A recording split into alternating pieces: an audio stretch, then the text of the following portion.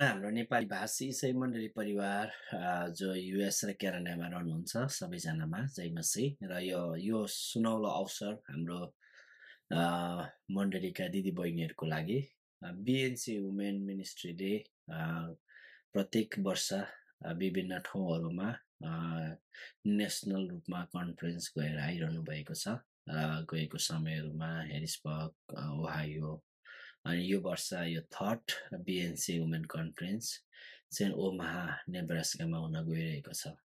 र यो कन्फरेन्समा अब आमा दिदीबहिनीहरूलाई विशेष एउटा अवसर पनि छ एकअर्कासँग भेट्ने, परमेश्वरको वचनबाट उत्साह लिने, एकअर्कासँग प्रार्थना बाँडचुँड गर्ने प्रार्थना विषयहरू।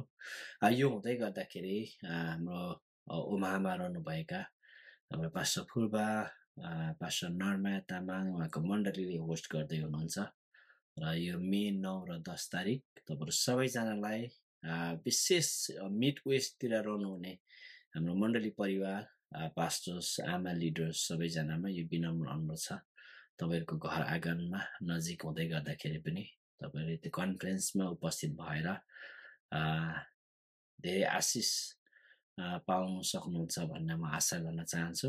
अनि त्यति मात्रै नभएर तपाईँले विनम्र प्रार्थनासहित सोही इच्छा भेटी सहयोग गर्न पनि सक्नुहुन्छ।